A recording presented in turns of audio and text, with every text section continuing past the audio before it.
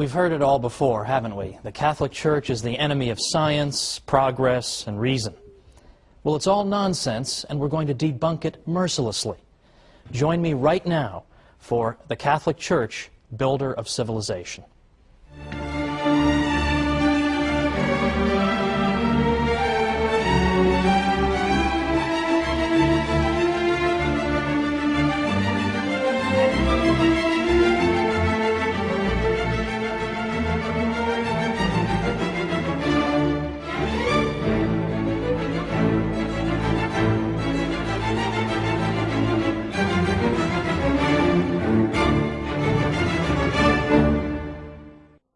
Welcome to the Catholic Church, Builder of Civilization. I'm your host, Thomas Woods. I'd like to begin this 13-program series with a fact that's fairly obvious to most of us. There's a bit of a double standard in the world when it comes to the Catholic Church. You can say anything you like about the Catholic Church, your career won't be over, no one will care, there'll be no candlelight vigils or hunger strikes. You say anything you like about it, and that's just fine. If anything, you'll be even more welcome in fashionable circles than before. So, what's the result of that? The result is that you can get away with saying the most absurd, ludicrous things about the Catholic Church. And people believe it. People are inclined to believe every ridiculous calumny against the Catholic Church. But worse still, some Catholics themselves, I think, have begun to interiorize some of these criticisms. And deep down, I think they themselves wonder, has the Church really been a positive influence in history, after all? Hasn't she been responsible only for repression and ignorance? And hasn't she been an opponent of the sciences? We've all been taught to believe this. It would be a miracle if people didn't believe it. But it's not true. And in this series, we're going to show why it's not true. And we're going to show the true glory of the Catholic Church. Now, the attacks on the Catholic Church and on religious belief in general have accelerated just over the past 5 years or so. We've already seen, in recent years, best-selling books by Richard Dawkins and Daniel Dennett and Sam Harris condemning religious belief in general as irrational and foolish, and in effect they're saying to children in this country, your parents are stupid for teaching you the faith. Worse than that is that after the July 7th, 2005 bombings in London, what we began to see is this trend, that Islamic terrorism is now giving intellectuals an excuse to oppose all religion. The argument being that all religion is irrational, all religion can give rise to violence, so it should all be condemned. So, for example, in Scotland's Sunday Herald, we read Muriel Gray saying, "The cause of all this misery, mayhem, violence, terror, and ignorance is, of course, religion itself." And she called religion Dark Ages nonsense. For the government of a secular country such as ours, she said, to treat religion as if it had real merit, instead of regarding it as a ridiculous anachronism, which education, wisdom, and experience can hopefully overcome in time, is one of the most depressing developments of the 21st century. Now, I'll leave aside the fact that she doesn't know how to use the word hopefully correctly. That's another matter. The point is, this is our critic. Another critic, Polly Toynbee in the London Guardian, said, "It is now time to get serious about all religion and draw a firm line between the real world and the world of dreams." In the London Spectator, Matthew Paris said, "What unites an extremist mullah with a Catholic priest or evangelical Protestant minister is actually much more significant and interesting than what divides him from them." Well, these criticisms have become routine. Day in and day out we hear them. All religion is the enemy of progress. But the Catholic Church in particular is consistently viewed as the enemy of science and progress and knowledge. Consistently. Now, why is that? How did that happen? In part, it began 200 years ago or more in the so-called Enlightenment, which was a period in 18th century European history in which the intellectual classes became extraordinarily hostile to the Church. They disparaged the Middle Ages consistently. In fact, that's why they had the word Enlightenment. Because the idea was that before the Enlightenment, before the wonderful 18th century, all we had was misery and backwardness and ignorance fostered by the Catholic Church. But now, thankfully, We have secular intellectuals to bring us enlightenment. I sometimes think that the most depressing job on earth must be to be a history professor who teaches about the Middle Ages. Must be the most depressing job on earth. All day long, you lecture about the Middle Ages.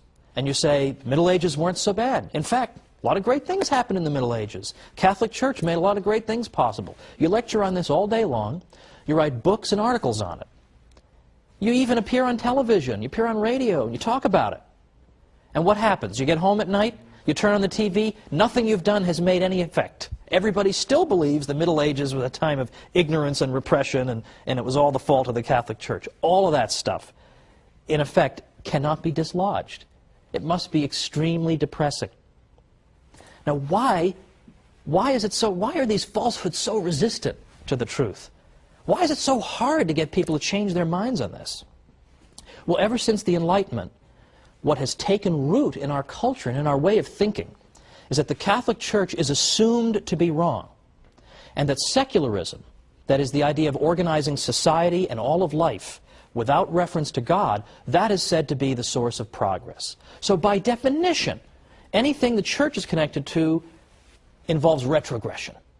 Whereas anything that a secular intellectual brings us, well, that brings us progress. And that has been the lens through which history has been viewed over the past 200 years.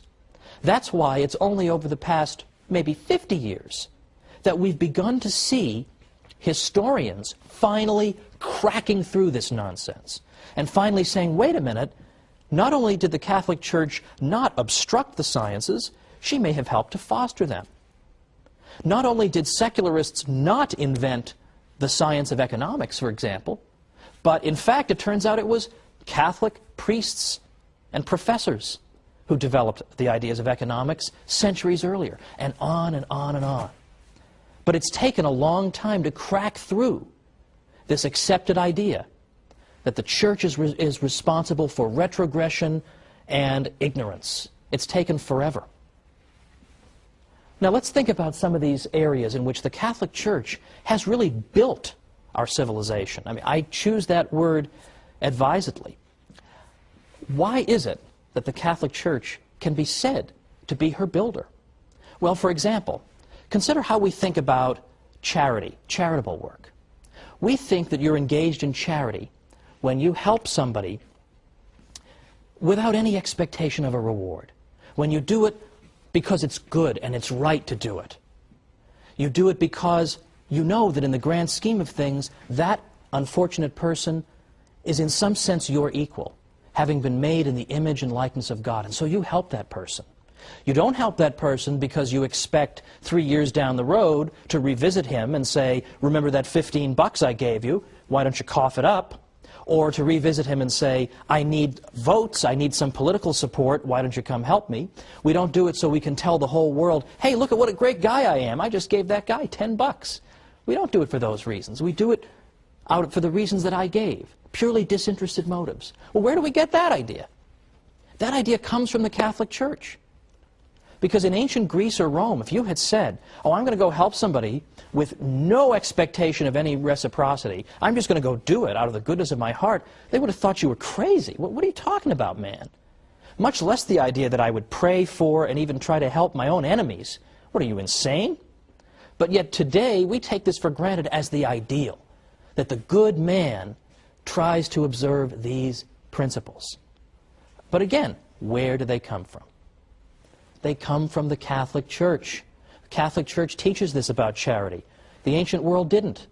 So here's an area in which things that we take for granted, this is the way we think, we take it for granted. Where does that come from? It comes from the Catholic Church. We'll have more to say about that in a future episode. How about the idea of rights, that I have a right to own property, or a right not to be killed, for example? Where does that idea of rights come from? Well, we've always been told that secularists in the Enlightenment, or just before the Enlightenment, came up with this idea. In the 17th century, all of a sudden, boom, rights just developed. Well, that's not true either.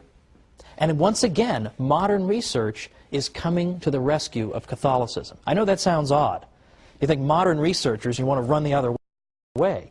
But in fact, honest professors, Catholic and non-Catholic alike, are now saying that the idea of rights goes all the way back to the 12th century and Catholic canon lawyers who gave the idea its birth. And the idea of a right simply means that I have a certain immunity to invasion by you. You can't just arbitrarily kill me or deprive me of my property, things of this nature. That's all a right is, that it would be wrong for you to interfere with me in these areas. And where does this liberating idea come from? From the heart of the Church. Or again, economic science. Did Adam Smith just think of economics in the 18th century? It all just came out of his head. He had this gigantic head, and all of economics just poured out of it.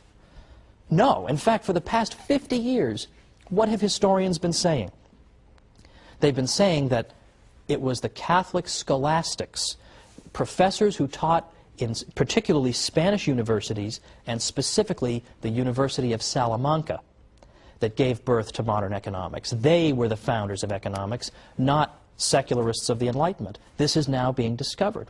On the wall of my office, I have a framed picture of the University of Salamanca. Now, most people would come in and say, "What's the matter with you, man? Why would you, of all universities, pick this one?" It's because I know that this is where economics was given birth. And if you're a geek like me, you're very interested in and you love economics. But then finally, for right now, before our break, what about our commitment to reason? Don't we always pride ourselves in Western civilization on our commitment to the use of reason? That we use human reason to resolve disputes and to settle debates? Well, of course. But where does that come from? Where does that come from? That also comes from the Catholic Church. Why? Because the university system that the Catholic Church fostered encouraged debate, rigorous debate. And human reason was held up as the great arbiter to decide all these matters that are up for debate. Again, isn't that the opposite of what you're told? What we're told is that the Catholic Church is an enemy of reason. To the contrary, there has been no greater champion of reason. But it's not just reason. It's more specific applications of reason. For example, the sciences in particular. The sciences, more than we realize, owe themselves to the Catholic Church. Now, why is that? It's the opposite of what we're told, but believe it or not, historians of the past 50 years have begun to say the Catholic Church is more and more responsible for the sciences. Come on back and we'll talk about this after the break.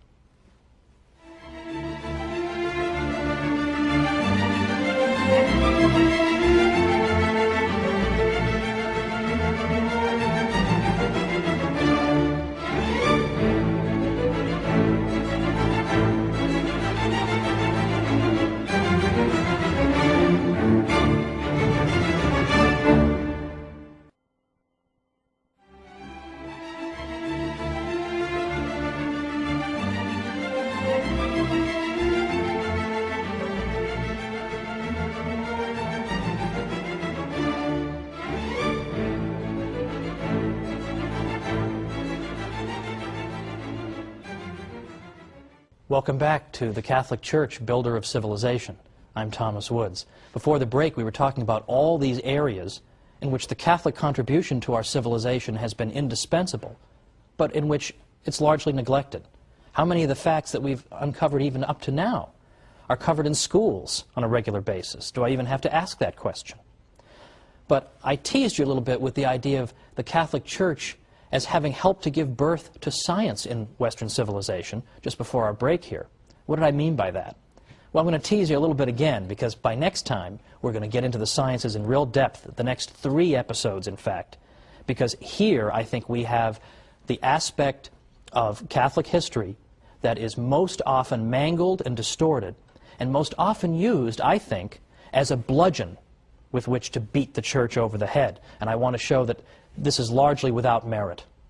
What I at least want to tell you for now is that it really is true that over the past 50 years, scientists who write the history of science have begun rethinking the old arguments against the Church and said, you know what, on second thought, the Church actually did very important things. There's a reason that science took root and then was sustained for so long in Western civilization, whereas it wasn't in others. And this, it turns out, is not in spite of the Catholic Church, but in some ways because of it.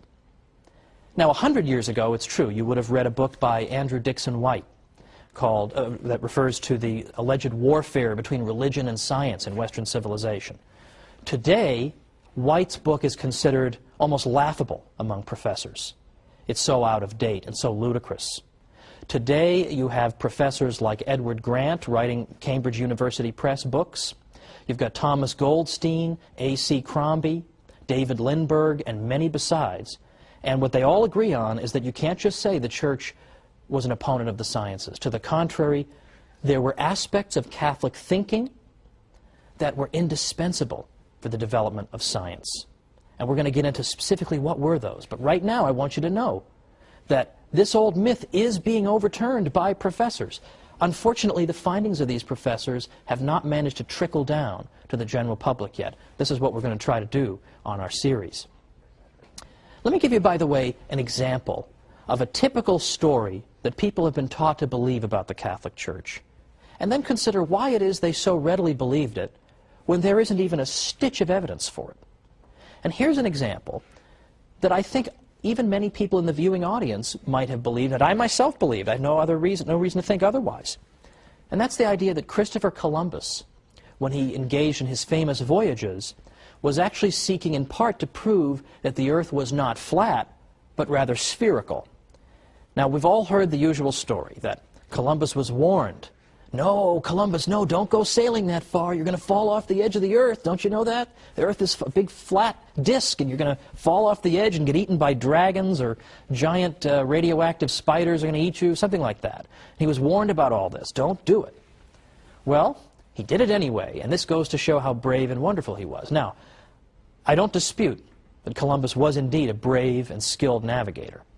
But Columbus himself, were he here today, would tell you that he was not seeking to prove the Earth was spherical. Why? Because everybody already knew it. Everybody already knew the Earth was a sphere. In effect, no educated person in Europe believed the Earth was flat. That is a myth. That's an almost absurd myth. In fact, just try to go back and find anybody in the history of Christendom who believed in a flat Earth. Just look for them. If everybody believed it, that shouldn't be so hard. And yet you can't find any examples. Well, I correct myself. You can find two examples of people you've never heard of. Lactantius, for example, from the late 3rd and early 4th centuries. He had no influence on anybody, and in any event, he was speaking more allegorically than anything else. The other person who seems to have believed it was a 6th century figure named Cosmas Indicopleustes. You ever heard of him? Neither have I. And neither had anybody in Western Europe. Cosmas wrote in Greek. By the time you get to that period of time, hardly anybody in the West speaks Greek. Pope St. Gregory the Great, for instance, who was Pope from 590 to 604, already he doesn't even speak a word of Greek. So hardly anybody could have read Cosmas. He wasn't translated into Latin until 1706. So anybody who may have taught a flat Earth had an audience of about 1 or 2 people, had no influence on anybody. The fact is, everybody understood the Earth was a sphere. The reason people were reluctant to sponsor Columbus wasn't that they were afraid he was going to fall off the edge. The reason they were afraid to do it was that they thought he had very much underestimated the size of that sphere. Columbus was saying, oh, don't worry about it. It's not a very big Earth. I'll just sail right around. I'll be right back. It'll be fine. But they were saying to him, no, the Earth is several times larger than you think it is, and you're just going to starve to death. You're going to sail, and you're going to sail, and you're going to sail, and you're not going to be any land. Well, luckily for Columbus, a couple of continents managed to spring up, quite contrary to his expectation, and thankfully for him and for his crew. But that was why they didn't want him to go. It wasn't because they thought he was going to fall off the edge. Now, I realize that is so much the opposite of what you've been told. You almost think that I must be making this up, right? Sure, people believe in a flat Earth, but I promise you they didn't. And there's actually a whole book that was written to answer the obvious follow-up question. If nobody believed in a flat Earth, how did this myth ever get started? And the answer comes in a small book by a guy named Jeffrey Burton Russell. He wrote a book called Inventing the Flat Earth. And what he found was that it was a very, very tiny group of intellectuals in the 19th century who gave birth to this myth. And they did it because it made the Catholic Church look ridiculous. Because it made the Catholic Church look ridiculous. Because in the 19th century, there was a lot of debate and dispute with the Church about Darwin and other matters. And the idea was that if we can portray the church as being so ridiculous that it used to actually teach the earth was flat, then we can show that she is an utterly contemptible opponent. So they invented this story to cast the church in an absurd, ridiculous light. I am sure they had no idea the longevity of this myth, that in the 21st century people would still be taught it. I'm sure somewhere in the world right now as I speak, somebody's being taught the stupid church taught the earth was flat and brave, heroic Columbus proved them wrong. It just won't go away. But why won't it go away? Why does it have such staying power? And the reason is that it feeds into this Enlightenment stereotype, right? The Catholic Church is stupid, it inhibits progress, it forces us to believe foolish things. Well, that's exactly what we see in the flat earth myth, isn't it? Who could possibly believe the earth was flat? The ancient Greeks actually measured the circumference of the earth. So obviously they knew it was round. How could the foolish church think anything different? So there's a great example that can easily be overturned. But it hasn't been overturned because it serves a purpose. If you tried to invent some myth today about any famous person you could think of and say that so-and-so believed such and such, it would last for about 3 seconds. But people believe what they are prepared to believe. And people are prepared to believe the worst about the Catholic Church. So the point of the series, the point of the next 12 weeks in which I'll be joining you, is to go after not simply these little myths, but to build up an edifice to show the glories of the Catholic Church. Not simply to say, well, the church didn't really do this, or the church wasn't really so bad over here. We're not going to make any progress if our message is, the Catholic Church, not as bad as you thought. We need something a little more vigorous, a little more vigor in our message. We need instead to say, it's not simply the Catholic Church isn't as bad as you thought, or she didn't really teach the earth was flat. We can't win by always running around putting out fires. Nobody ever built a house by putting out fires. Fires have to be put out, it's true. But we understand that we can't build if that's what we're always doing. If we're always letting opponents of the church define the debate for us, then we're always going to be on the defensive. And it seems to me, given the state of our civilization, that it's about time that we went, shall we say, on the offensive. And we showed people all the glories of the church, and we showed them all this hidden history. So we don't have to say, oh, we're not really as bad as you think. We're far more glorious than we ourselves even realize. And we are going to be up against, well, frankly, very, very influential people in this world. I'm sure many of you remember that the European Union's Constitution excludes all mention of the Christian influence on Western civilization. How willfully blind would you have to be, surrounded by cathedrals and religious artwork and the fruits of what the church has given us? How blind would you have to be not to mention that the church had a little something to do with building this civilization? No. Instead, the European Union Constitution begins and ends with the idea that Western civilization, that comes to us from ancient Greece and Rome, and then from the Renaissance and the Enlightenment. And that 1,000-year period in between, well, I don't know what was going on. Apparently nothing much. That's the standard view, and that was the standard view many people had up until, as I say, as recently as 50 or 100 years ago. But today, any medieval historian worth his salt knows this is a whole lot of nonsense and would reject it with a laugh. But yet, the architects of the European Union exclude mention of the church or of Christ from their founding document. It isn't that they're stupid. If it were just a matter of stupidity, that would be easily overcome. We just come back with the facts and that'll be the end of it. It's that they're hostile to the church. I mean, what could be more obvious than that? Look at what the European Union is up to half the time. Do they seem like pious Catholics, most of these people? They have no interest in spreading the truth about the church. And that's why we as Catholics are under a particular obligation. We have to learn what we can about our faith. And we have to go and spread it. And we have to go and tell people the real history of the Catholic Church, because if we don't defend ourselves, nobody's going to do it for us. I actually wrote a book called How the Catholic Church Built Western Civilization, because I thought it was about time that we told our story. And that's what I'm going to spend the next 12 episodes doing, is telling our story. But for next time, we're going to start 3 programs on the subject of the church and science. And you're going to have more ammunition than you're going to know what to do with by the time we're done with the next 3 episodes. Because did you know, for instance, that the Jesuits, the Society of Jesus, did you know that they were so accomplished in the sciences that right now 35 craters on the moon are named after Jesuit scientists? Did you know that 1 out of 20 of the greatest mathematicians who ever lived belonged to the Society of Jesus? Or that the Jesuits helped to found and then became the greatest practitioners of the study of earthquakes, seismology. And we can go on and on and on. Atomic theory, the study of ancient Egypt, the study of physics, and I can go on and on.